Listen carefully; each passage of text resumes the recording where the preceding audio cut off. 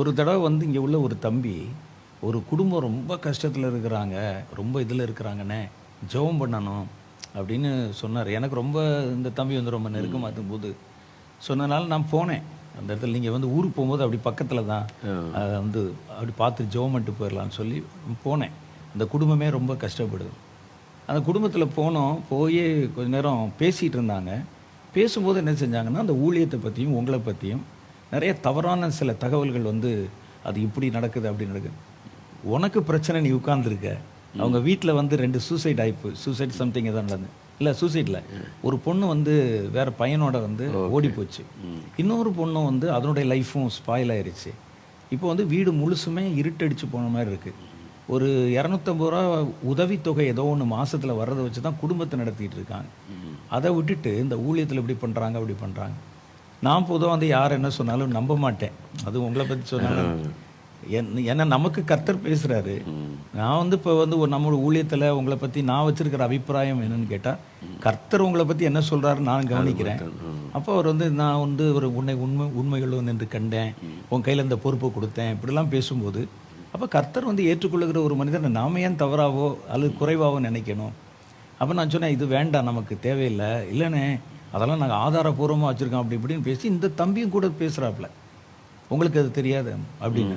அப்போ நான் சொன்னேன், இப்போ என்ன சொல்ல வரீங்க? என்னை வந்து உங்கள் கூட சேர்க்க சொல்கிறீங்களா அல்லது என்னை வந்து மனமாற்றம் என்ன செய்யணும் அப்படின்னு கேட்டேன். ஜெவந்தப்பானது பண்ண சொன்னீங்க அப்படின்னு சொன்னோன்னா அதுக்கு மேலே அவங்களுக்கு பதில் பேச முடியல. நான் அப்புறம் அந்த இடத்துல இருந்து கடந்து போயிட்டேன். இப்போ இவங்க என்ன செய்கிறாங்கன்னு கேட்டால், இந்த ஜனங்களை பாய்சன் பண்ணுறதுக்கு இப்படிப்பட்ட சில சாட்சிகளை, சில துர்சாட்சிகளை எழுப்பி அவங்கள அந்த ஊழியத்துக்கு விரோதமாக கிரியை செய்யறதுக்கு பண்ணுறாங்க. இதுக்கு இந்த ஊழியத்தில் இருக்கிறவங்க அதுக்கு வந்து உறுதுணையாக இருக்கிறாங்க, துணை போகிறாங்க. அவங்ககிட்ட கொண்டு இவங்களை கொண்டு காண்கிறது, பாருங்கள் இந்த ஊழியம் எவ்வளோ குறைவு உள்ளதுங்கிறதுக்கு சாட்சியை பாருங்கள் அப்படின்னு பேசுகிறது. இதெல்லாம் இந்த ஊழியங்களில் நிறையா நடக்கிறத நம்ம வந்து பார்க்க முடியுது. இதே மாதிரி தான் சபைகளே நடந்து சில நல்ல பாஸ்டர்மார் அப்படியே மனம் உடைஞ்சு போயிடுறாங்க. கரெக்ட். சபைக்கு வர்றது, அங்கே யாராவது அந்நிய பாஷை பேசுறது, அப்புறம் போய் ஃபோனில் போய் இன்னைக்கு பாஸ்டர் பார்த்தீங்களா இப்படி போய் இது தப்பு அது தப்பு அப்படின்னு பேசி அதுக்கு 4 பேரை சேர்க்கறது, அந்த 4 பேர் கூடி பேசுறது, அதை அப்படியே பாய்சன் பண்ணி சபை வளர்ச்சியை கெடுக்கிறது, சபை வளர விடாதபடி தடுக்கிறது. அது இந்த ஆட்கள் பேசி பேசி ஒரு சின்ன கூட்டம். அதனால சில பாஸ்டர்ஸ் ரொம்ப மனம் உடைஞ்சி போதுப்பா ஊழி அந்த மாதிரி ஆயிடுறாங்க. இப்போ இதில் வந்து விசேஷமாக கவனிக்க வேண்டியது வந்து விசுவாசிகள் வந்து இவங்க பேச்சுக்கு வந்து இடம் கொடுக்கக்கூடாது. எப்படி நீங்கள் வந்து சாத்தானுடைய வார்த்தைக்கு இடம் கொடுக்காதீங்க, பேச விடாதீங்க. பிசாசு துரத்தும் போது பேசினா கர்த்தர் பேசாமல் இருக்கும்படிக்கு அதட்டினார் சொல்ல மாதிரி இதுவும் ஒரு வகை பிசாசு தானே, குறை சொல்கிற ஆவி.